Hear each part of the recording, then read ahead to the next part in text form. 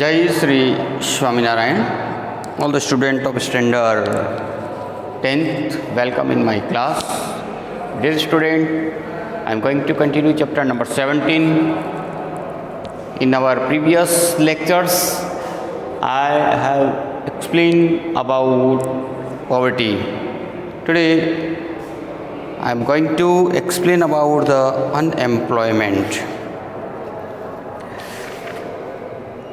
Dear student, as we are discussing about our economic problems, there are many economic problems in our country. There are much challenges: poverty, literacy, terrorism, price rise, and there are many other problems also.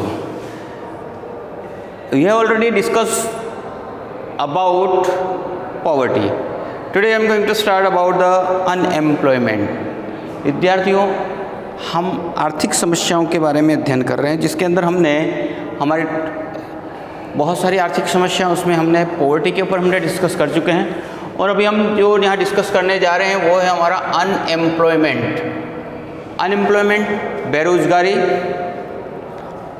Among the current problems of India, problems of unemployment is crucial.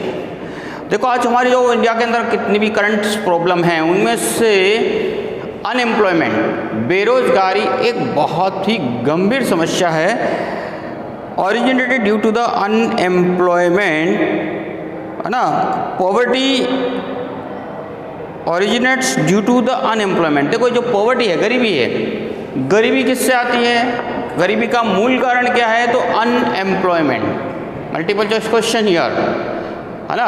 Poverty का जो main reason है वो unemployment है। अगर if the people get the job, तो स्वाभाविक है कि उनको क्या गरीबी का सामना नहीं पड़ेगा। And this is the long term problem. It has got depend, है ना, deep root in our economy.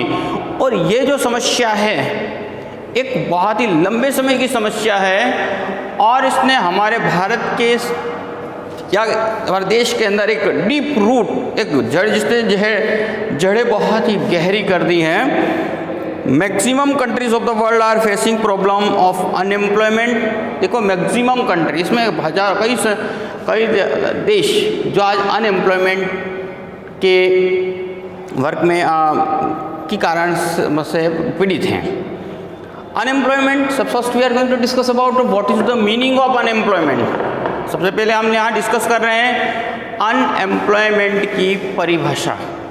What is the meaning of unemployment? तो देखिए, one who is adult, whose age is 15 to 60 year, who is ready to work at the prevalent market rate of wages, has energy and qualification to work, who is in search of work but is not getting work, such a person is said to be unemployed.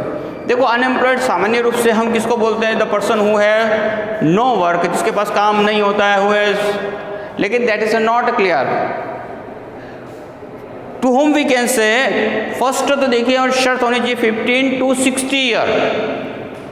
15 to 60 year, 15 क्योंकि 15 to 60 years का व्यक्ति होना जरूरी है। Unemployment की परिभाषा के अंतर्गत one who is adult, whose age is 15 to 60 year, who is ready to work, और वो अपना वर्क करने के लिए तैयार हो, इन प्रिवेलेंट मार्केट रेट। अब मार्केट रेट का मतलब, मार्केट रेट में जैसे मान लो किसी पोस्ट के लिए मिनिमम 50,000 और वो लाख, 1.5 लाख 2 लाख रुपया मांगे तो वो नहीं, प्रिवेलेंट वेज के ऊपर वो तैयार हो। हैज़ एनर्जी एंड क्वालिफिकेशन, उसके अतिरिक्त तो उसके पास एनर्जी भी हो और क्वालिफिकेशन भी रखता हो। Who is in search of work, और जो काम की तलाश में हो और उसके पश्चात उसको वर्क ना मिलता हो।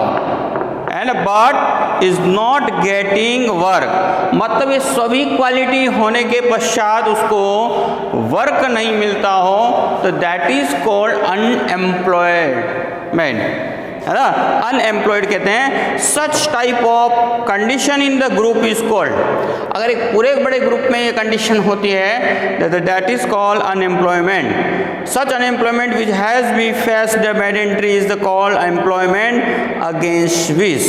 कई बार क्या होता है, कई लोगों को जॉब तो मिलता है लेकिन but they are not according to their wish, उनकी क्वालिफिकेशन के अनुसार, उनके क्वालिफिकेशन के अकॉर्डिंग नहीं होता है, तो समटाइम्स ये भी एक प्रकार का अनएम्प्लॉयमेंट ही है।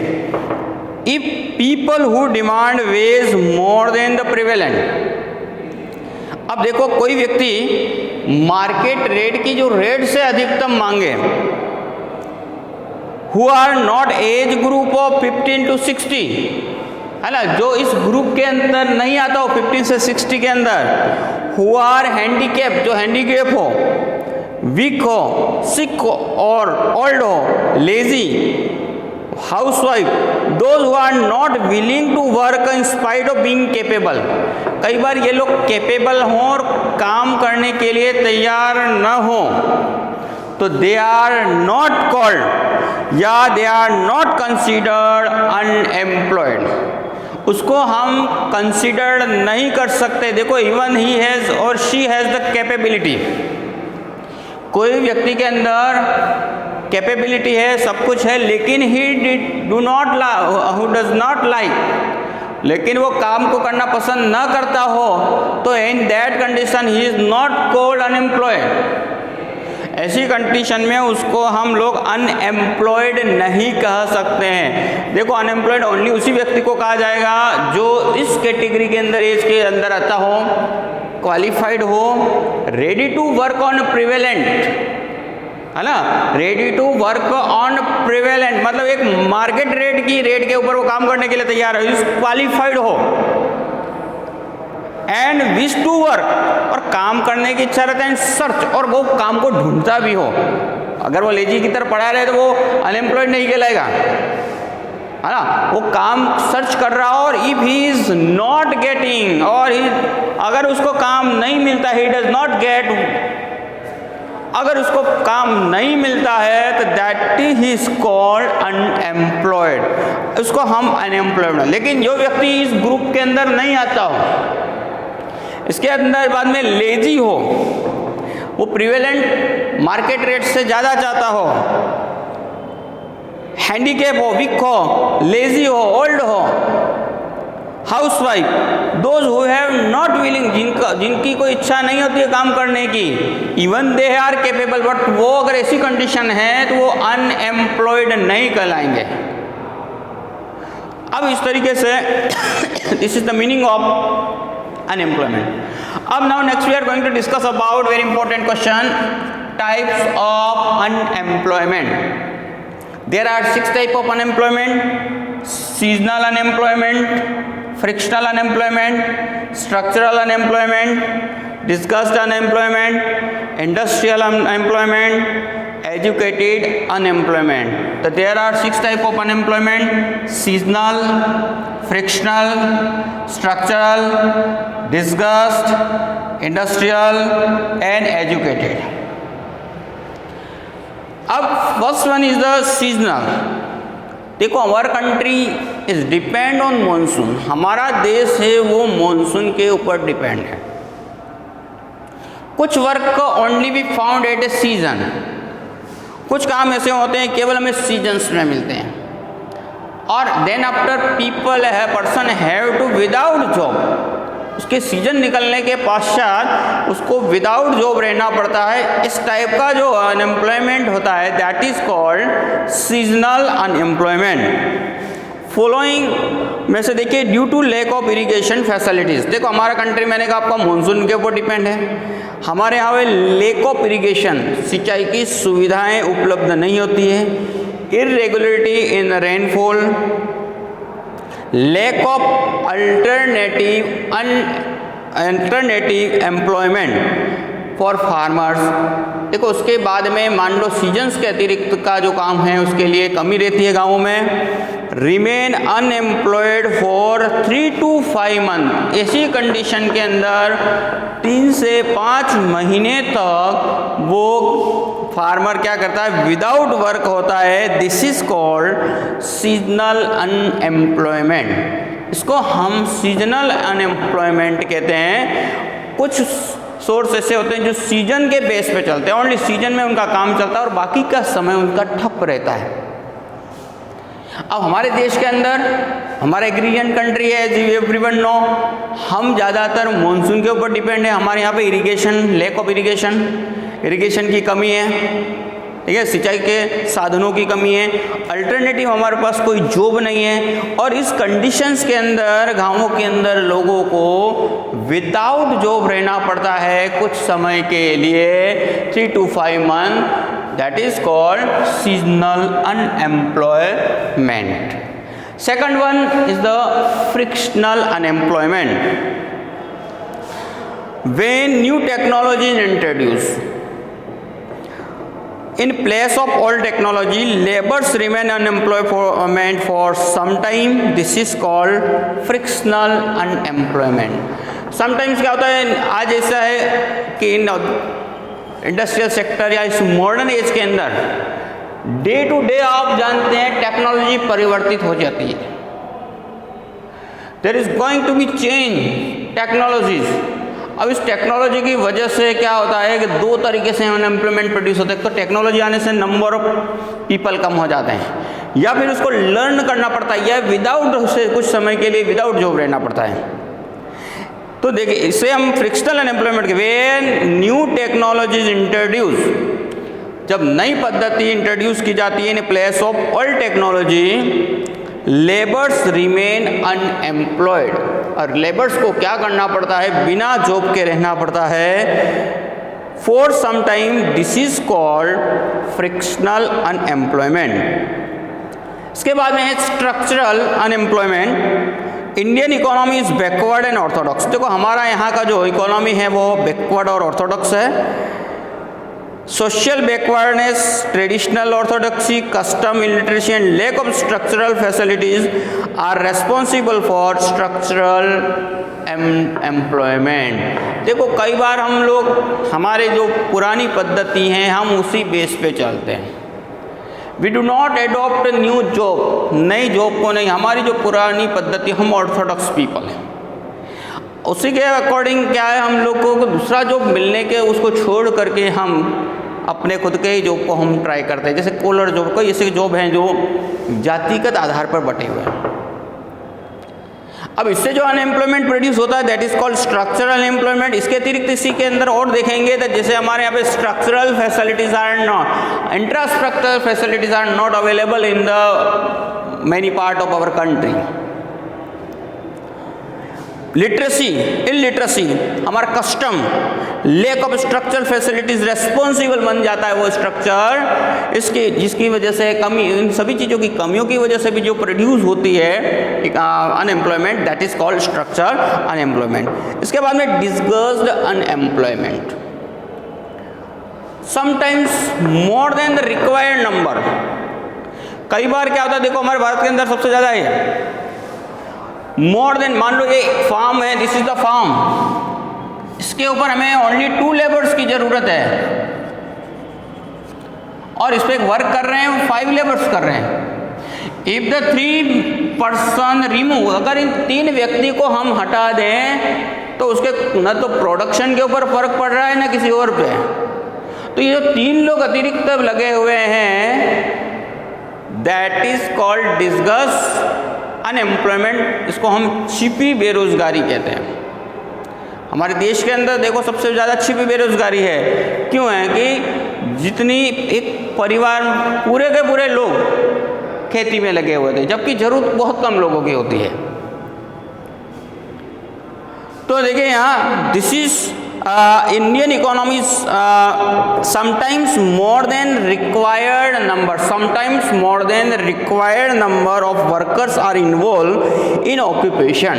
कई बार क्या होता है, कई जगह पर ज़रूरत से ज़्यादा वर्कर्स होते हैं, even if a few laborers are removed, अगर उसमें से कुछ लोगों को हटा दिया जाए from work, no decrease in the recorded in the total production, और उसके प्रोडक्शन में कोई अंतर नहीं आता हो, So these extra labor are said to be unemployed in disguised way. अगर इनको हटा दिया जाए और उसके बाद में भी वहाँ प्रोडक्शन के ऊपर कोई परिवर्तन नहीं आता है तो इस तरह के अनएम्प्लॉयमेंट को हम डिस्गस अनएम्प्लॉयमेंट कहते हैं, छिपी बेरोजगारी।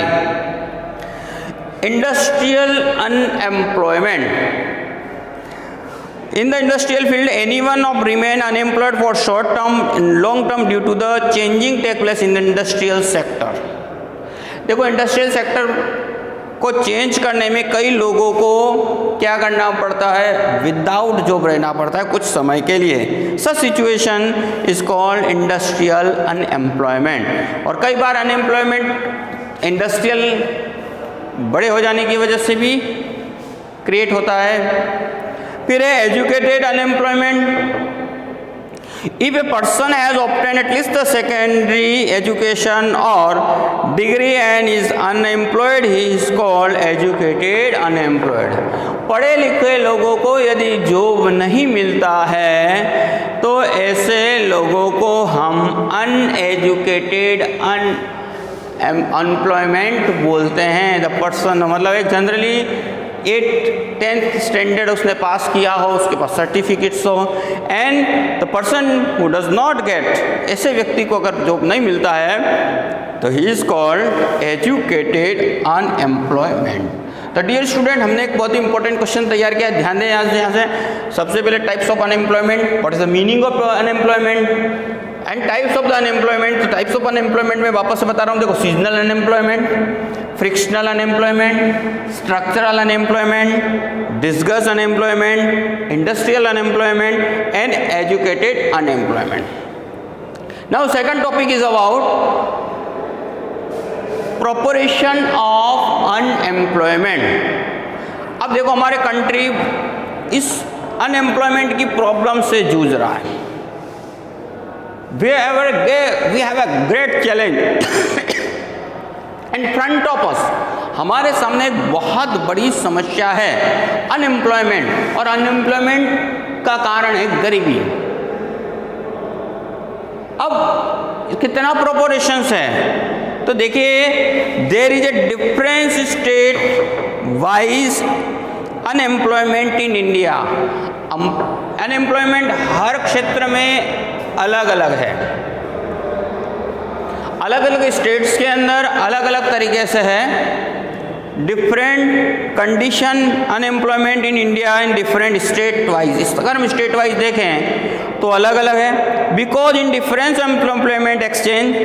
अब इसमें रजिस्ट्रेड के आधार पर हम लोग यहाँ फाइंड आउट करते हैं detail of people interested in getting job. It is difficult to take the exact approximately figure.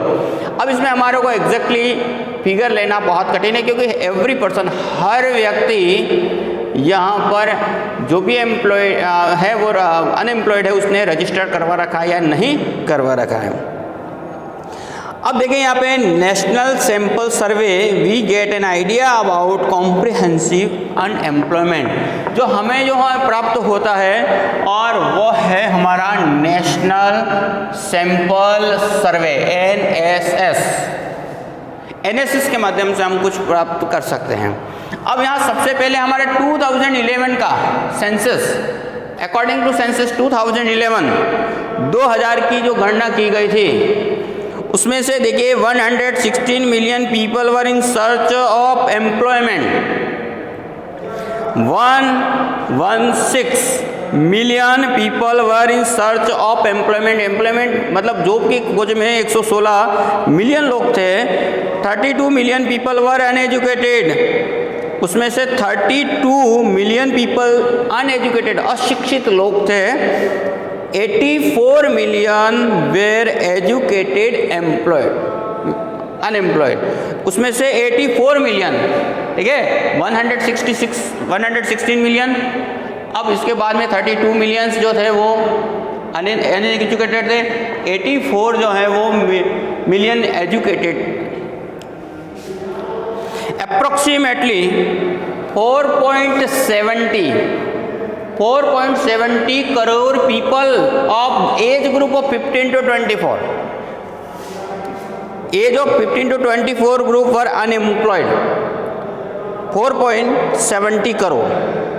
फिर इसके बाद में यहाँ दूसरे सर्वे हुआ है, और वो जो सर्वे है सर्वे ऑफ लेबर ब्यूरो। ये labour bureau, survey of labour bureau के 2013-14 के अंदर किया गया है। Employment in India was observe to be, India के अंदर ये ऑब्जर्व किया गया, और 5.4%। गुजरात के अंदर पर 1000 पे गुजरात के अंदर है पर 1000 पे 12 पर्सन्स 1.2 वर अनएम्प्लॉयड हैं। 2009 और 10 के अंदर पर 1000 पीपल 34% मतलब 3.4 were unemployed in urban in India. Urban मतलब शहरी भाग के अंदर 2009-10 के अंदर 3.4% है, वाइल रूरल एरिया 16 पीपल मतलब यहाँ पे 1.6 were unemployed. Ratio of the educated unemployed was more than area, और इस एरिया में जो एजुकेटेड लोग हैं उनके पास अनएम्प्लॉयमेंट कम है। Rate of educated employment was more in urban. Rate of unemployment in woman was 7.7% इन 2013 के अंदर 7.7% वुमन का अवार्ड है। तो ये जो रिकॉर्ड्स थे वो किसके बेस के ऊपर थे? देखो, हम वी कैन नॉट से एग्जैक्टली, हम लोग एग्जैक्टली नहीं बता सकते, क्योंकि यहाँ पे इट्स भी डिपेंड, यहाँ जो डिपेंडेड है वो रजिस्टर्ड के बेस पे कितने लोग हैं रजिस्टर्ड हैं एम्प्लॉयमेंट एक्सचेंज ऑफिस के अंदर जो सर्च कर रहे हैं, है ना, और उनके रिकॉर्ड्स के बेस पे हमने यहाँ पे यह लिखा है कौन कितने। अब यहाँ सर्वे ऑफ ब्यूरो की तरफ से, नेशनल सैंपल सर्वे की तरफ से, और यहाँ पे जहाँ आपको दे रखा है इसके। अब now what are the main reasons responsible of increasing unemployment. अब ये अनएम्प्लॉयमेंट है, उसके पीछे कारण क्या है? What are the main reasons? What are the main reasons of unemployment? तो देखिए, सबसे पहला है इंक्रीजिंग इन पॉपुलेशन, जनसंख्या। हमारे देश की जो जनसंख्या है बढ़ती ही जा रही है। फिर इसके बाद में थियोरेटिकल नॉलेज ओनली, हम लोगों को हमारा जो एजुकेशन सिस्टम है उसमें थियोरी ज़्यादा होती है, प्रैक्टिकल बहुत कम होता है। Today we lack of the practical knowledge, practical knowledge की कमी है और हम लोग ओनली थियरी पार्ट पढ़ते हैं। ये another reason, lack of technical knowledge and और स्किल। इसके अतिरिक्त देखो, लैक ऑफ टेक्निकल नॉलेज की कमी है और स्किल की। Failure to provide complete employment, है ना। इसके बाद में हमारी जो भी पॉलिसीज़ बनी है उस पॉलिसीज़ के अंदर कंप्लीटली हमको एम्प्लॉयमेंट मिला, ऐसा नहीं है। इरेगुलरिटी इन रेनफॉल, हमारे यहाँ इरेगुलरिटी रहती है, एग्रीकल्चर एरिया पे डिपेंड है mostly.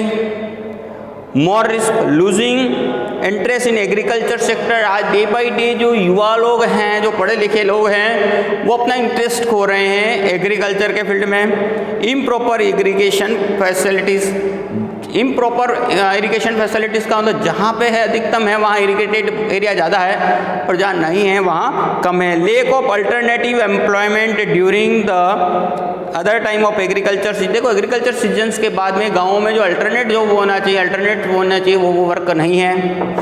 Week condition of cottage industries, cottage industry की कंडीशन का कमज़ोर होना, बंद हो जाना। Household industries and small industries, caste system, joint family system, people are force to allow the traditional business. इसके बाद में लोगों को ज़्यादातर ट्रेडिशनल जॉब कराने के फोर्स किया जाता है। Family business, lake of courage, बहुत ही बड़ी जो सबसे बड़ी बात है, लेक ऑफ करेज, साहस की कमी होना to set up a new business. Flop knowledge, skill, training, experience, immobility of labour, flawless planning, है ना। और जो हमारे कंट्री की जो प्लानिंग है वो भी अच्छी नहीं है। Low growth rate of industrial development and less rate of saving tendency. अंत में जो है वो सेविंग टेंडेंसी, जो हमारे यहाँ सेविंग टेंडेंसी का अभाव है, जिसकी वजह से हम लोग कोई नया काम नहीं कर सकते हैं। तो दीज आर द, ये सभी हमारे मेन रीजन्स हैं किसके, अनएम्प्लॉयमेंट के। तो कौन कौन से हैं ये आपको ध्यान दें। अब now efforts to reduce unemployment. देखो ये अनएम्प्लॉयमेंट एक बहुत ही गंभीर समस्या है। और गवर्नमेंट है, हमारी गवर्नमेंट ने इसके लिए एफर्ट्स किए हैं। अब कौन कौन से ऐसे एफर्ट्स किए हैं जिनकी वजह से अनएम्प्लॉयमेंट खत्म हो सके जाए। तो problem of unemployment is the weakest link of our planning. हमारी प्लानिंग की सबसे वीकेस्ट लिंक है unemployment. Poverty and unemployment are two sides of same coin. अब पॉवर्टी और ये अनएम्प्लॉयमेंट दोनों एक सिक्के के दो पहलू हैं। बोथ आर इंटर रिलेटेड, दोनों एक दूसरे के ऊपर रिलेटेड है। Main reason for poverty is unemployment. देखो पॉवर्टी का जो मुख्य कारण है वह है अनएम्प्लॉयमेंट। अनएम्प्लॉयमेंट की वजह से हमें गरीबी आती है। This challenging problem has mainly affected educated youth, और सबसे ज़्यादा ये एजुकेटेड यूथ को प्रभावित करती है। As result they lost attitude of interest towards the studies, और जिसकी वजह से उनका जो एटीट्यूड है, जो इंटरेस्ट ऑफ एटीट्यूड है वो एजुकेशन के प्रति वो खत्म हो जाता है। और नेगेटिव इफेक्ट ऑन सोशल और मेंटल कंडीशन इज सीन, और इसकी वजह से देखो सीधा सोशल पे स्तर पर पड़ता है, उसका सोशल स्टेटस के ऊपर पड़ता है। मेंटली प्रॉब्लम क्रिएट हो जाती है, कई बार लोग डिप्रेशन में आ जाते हैं, है ना। Many peoples come to the depression and they become disappointed psychologically, और ये लोग साइकोलॉजिकली डिसअपॉइंट हो जाते हैं। If they remain unemployed for long time they get involve in anti social immoral activities. अगर अब यही कंडीशन रही, दे रिमेन अनएम्प्लॉयड, अगर वो लंबे समय तक अनएम्प्लॉयड रहेंगे फॉर लॉन्ग टाइम, तो दे गेट इन्वॉल्व इन, और वो लोग किस में इन्वॉल्व हो जाएंगे, एंटी सोशल और इमोरल एक्टिविटीज। इसका परिणाम ये निकलेगा कि वो लोग एंटी सोशल एक्टिविटी और इमोरल एक्टिविटीज़ के अंदर, जिसमें अंदर वो drug trafficking, illegal activities, robberies, recovering of the ransom जैसी कई घटनाओं को अंजाम देंगे।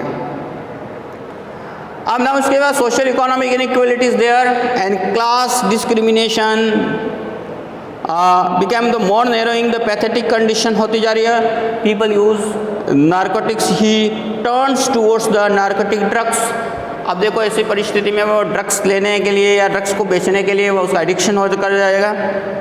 और unemployment proved to be deadly for individual family, और ये बहुत ही घातक हो सकता है अनएम्प्लॉयमेंट। अनएम्प्लॉयमेंट हमारे लिए बहुत एक गलत परिणाम ला सकता है। सो हमारे गवर्नमेंट ने काफ़ी ऐसे एफर्ट्स भी किए हैं, और उसमें सबसे पहला जो एफर्ट्स है, by aiming high goal economic development 10% per year which is expectable to all. अब अनएम्प्लॉयमेंट को दूर करने के लिए पहला जो किया गया है, कैपिटल इन्वेस्टमेंट करना, increasing capital investment. Capital investment को एंड अपॉर्चुनिटी ऑफ एम्प्लॉयमेंट को इंक्रीज करना, 10% टारगेट रखा गया है। Bye M high goal economic development के लिए 10% पर ईयर इज एक्सपेक्टेड। अब नाउ देखिए, new field should be open. अब न्यू इन्वेस्टमेंट करेंगे, कैपिटल इन्वेस्टमेंट होगा, तो उसमें क्या होगा, new field should be open for the balance economic development. Economic development के लिए न्यू सिस्टम्स ओपन किए जाएंगे, न्यू एरियाज में जाएंगे एंड डेवलप एग्रीकल्चर सेक्टर को डेवलप करेंगे। Then after small and household industries, cottage industries, or in order to this employment government has started giving economic help। और इस परिस्थिति में गवर्नमेंट इकोनॉमिक हेल्प भी provide करती है। Education, open training centres through the different scheme, और अलग अलग स्कीमों के माध्यम से government provide this facility, in facilities को प्रोवाइड करते। तो अब देखिए यहाँ पे पर 10% के हिसाब से यहाँ पे डेवलपमेंट चाहिए। और इकोनॉमिक इसलिए एक्सपेक्टेबल टू, और इसलिए यहाँ पे गवर्नमेंट ने आज हाई इन्वेस्टमेंट है ना, एंड अब किया गया कैपिटल को हाई इन्वेस्ट किया गया है टू इंक्रीज छोटे मोटे जितने भी ऑर्गेनाइज इंडस्ट्रियल सेक्टर्स हैं उनमें ट्राई किया गया है, नए नए फील्ड खोजे गए हैं। सेकंड है गवर्नमेंट शुड ले stress development unit labour intensive method. अब देखो गवर्नमेंट क्या प्रयास कर रही है, और गवर्नमेंट प्रयास कर रही है unit labour intensive method, labour based industries को डेवलपमेंट करने का प्रयत्न कर रही है। Goods in small cottage industries के ऊपर जोर दिया जा रहा है, ग्राम उद्योग, handlooms, handicraft skill, and for encouraging it's policies should be implemented in this scheme. Government ऐसे जो छोटे छोटे cottage industries, small scale industries को बढ़ावा देने के लिए लोगों को इकोनॉमिक हेल्प प्रोवाइड कर रही है और इनकरेज कर रही है, एंड इवन प्रोवाइड स्किल, है ना, उनके लिए स्किल डेवलपमेंट के लिए भी वर्क कर रही है। नेक्स्ट थर्ड वन है more number of people may be employed in rural area.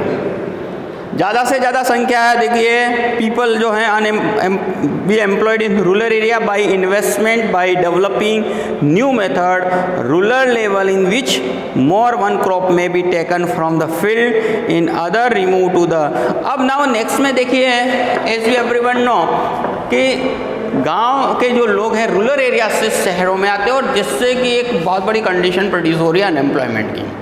So government ने क्या एफर्ट्स किए हैं गांवों को उन्नत करने का। गांवों को उन्नत करने का मतलब ऐसे जो छोटे मोटे जो इंडस्ट्रीज हैं, है ना, उन इंडस्ट्रीज को एस्टैब्लिश करना इन विलेजेस। फिर इसके बाद में इरिगेशन फैसिलिटीज बढ़ाना, development in the agriculture field. So one and more crops will be taken in a year, है ना, न्यू टेक्नोलॉजीज प्रोवाइड करना। तो देखिए यहाँ जो इन्वेस्टमेंट किया जाता है वो एग्रीकल्चर के फील्ड में गाँवों के लिए किया गया। Big irrigation schemes, check dam, pond, canal, tubewell, activities of construction of road, activities related to agriculture, poultry, fishery, cattle rearing, dairy industry, programme of afforestation. देखो रूरल को डेवलप करने के लिए वहाँ पर इंफ्रास्ट्रक्चर फैसिलिटी एंड विलेज से related industries को develop करने का प्रयास किया गया।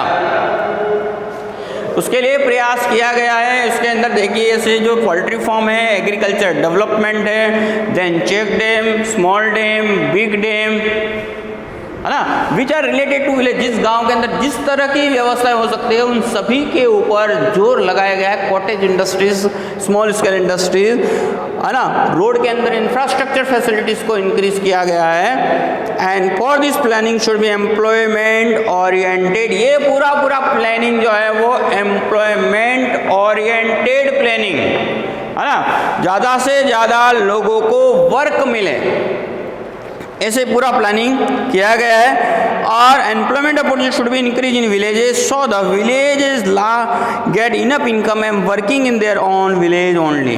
अब इसका मूल कारण ये देखो, गाँव में जितनी प्रगति करेंगे तो वे लोग माइग्रेट नहीं होंगे शहरों की, और अनएम्प्लॉयमेंट की जैसी प्रॉब्लम क्रिएट नहीं होगी और डेवलपमेंट भी होगा। So migration towards the cities reduce and pressure of demand of employment में भी डिक्रीज इनकरेजिंग। अब देखो इसके अतिरिक्त यहाँ इंकरेजमेंट किया गया है वो plantation agriculture, organic farming, dry farming, multi cropping, growing vegetables, fruits, and important should be given to improvement in the quality of education in village. देखो इस स्कीम के लिए गाँवों के अंदर एजुकेशंस को भी बढ़ावा देने की बात की, बेटर एजुकेशन प्रोवाइड करने की ट्राई किया गया। इसमें try for the better education. इसके बाद में जो इंफ्रास्ट्रक्चर फैसिलिटीज़ है उसको भी बढ़ाने के लिए प्रयास किया गया। फिर इसके बाद में देखिए सबसे बड़ी हमारे यहाँ लेक ऑफ स्किल की बात आई थी, है ना, कम ट्रेनिंग की कमी होती है, स्किल लेक जो हमारा न्यू टेक्नोलॉजी आ रही है उसमें स्किल, लेक ऑफ स्किल, है ना, स्किल की कमी है। तो गवर्नमेंट ने क्या किया कि in order to decrease educated unemployment, In order to decrease uneducated unemployment among youth, skills should be developed. अब उनमें स्किल को डेवलप करने का प्रयास किया गया है. Employment should be provided as per qualification. Employment जो भी प्रोवाइड किया जा रहा है वो क्वालिफिकेशन के बेस पे. Such type of the business oriented, इस तरह का business oriented. Technical education policies, education के फील्ड के अंदर भी हमने टेक्निकल एजुकेशन पॉलिसीज एडॉप्ट की गई है which produce skilled artisans. Curriculum of school college should be satisfied the requirement of local industries. इसके बाद में देखो यहाँ पे हमने करिकुलम यहाँ की कुछ एक्टिविटीज़ स्कूलों के अंदर वोकेशनल कोर्सेज वगैरह भी स्टार्ट किए गए. स्कूल में भी देखो जहाँ वोकेशनल बेसिस, बिजनेस से रिलेटेड, मैनेजमेंट से रिलेटेड, प्लम्बरिंग, छोटे मोटे जो इलेक्ट्रिक्स वगैरह, ये सभी के ऊपर वहाँ ध्यान दिया गया है. और देखिए यहाँ स्किल में be develop then quality improve. और इसी के साथ में देखिए अगर स्किल डेवलप होगी तो ऑटोमेटिकली क्वालिटी में डेवलपमेंट होगा और प्रोडक्शन भी बढ़ेगा और एम्प्लॉयमेंट इंक्रीज, है ना, employment increase and increase in the income and improvement in the living standard. And they should be given assurance that they keep on getting employment.